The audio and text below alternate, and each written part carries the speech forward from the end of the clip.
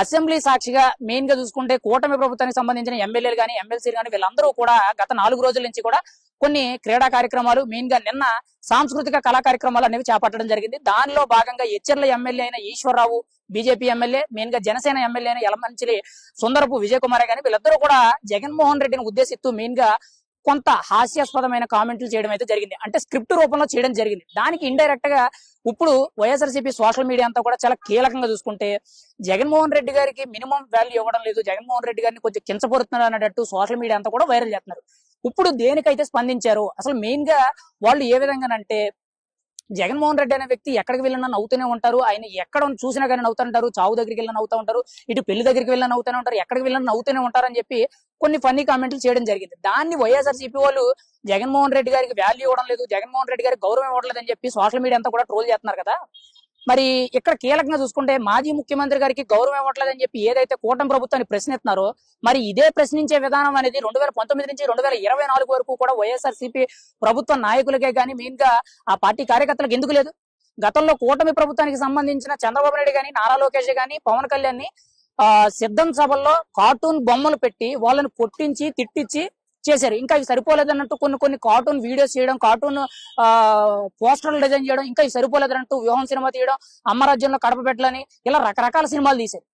అంటే ఏ విధంగా చూసుకున్నా గానీ మీరు చేసింది తప్పు అనిపించినప్పుడు మరి ఈ రోజు కూటమి ప్రభుత్వం చేసింది మీకు ఎలా తప్పు అనిపిస్తుంది? ఈ రోజు మీరు సంస్కారం గురించి ఏదైతే మాట్లాడుతారో మాజీ ముఖ్యమంత్రి గారికి మీరు గౌరవం ఇవ్వరు, లేదంటే జగన్మోహన్ రెడ్డి గారికి మీరు గౌరవం ఇవ్వకుండా మాట్లాడుతున్నారు, అంతకంతా కూడా మీకు మళ్ళీ బదిలిస్తామని చెప్తున్నారు కదా.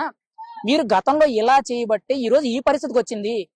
గతంలో మీరు కూటమి ప్రభుత్వానికి సంబంధించి గతంలో మాజీ ముఖ్యమంత్రిగా ఉందన్న ఇప్పుడు సీఎం అయిన చంద్రబాబు నాయుడు గారినే కానీ లేదంటే తన భార్య భువనేశ్వర్ గారినే కానీ మెయిన్ గా నారా లోకేష్ గారిని వ్యక్తిత్వ హననం చేసేటట్టు సంబంధం లేకుండా తన క్యారెక్టర్ ని తగ్గించే విధంగా తనని కొంత దూషించే విధంగా మీరు అసెంబ్లీలో మాట్లాడారే. మరి ఆ రోజు ఏమైంది మీ సంస్కృతి సాంప్రదాయాలు అనేవి?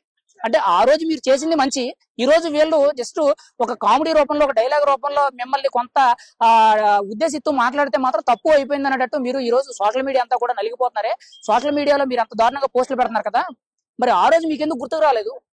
అంటే మీరు చేసిన కర్మఫలం అనేది మీకు తగలకన్నా ఉంటదని చెప్పి మీరు ఎప్పుడు కూడా ఆలోచించలేదా? ఆ రోజు మీరు అంత దారుణంగా వ్యవహరించారు, కార్టూన్ బొమ్మలు పెట్టి కొట్టండి తిట్టండి అని చెప్పి వీడియోలు వైరల్ చేశారు కదా. ఈ రోజు దానికంటే కూడా ఎక్కువ అనుభవిస్తున్నారు. మీరు ఈ రోజు ఓడిపోయారంటే కారణం గతంలో మీరు చేసిన కర్మ ఫలితం ఏదైతే ఉందో దానికి తగ్గగా మీరు అనుభవిస్తున్నారు.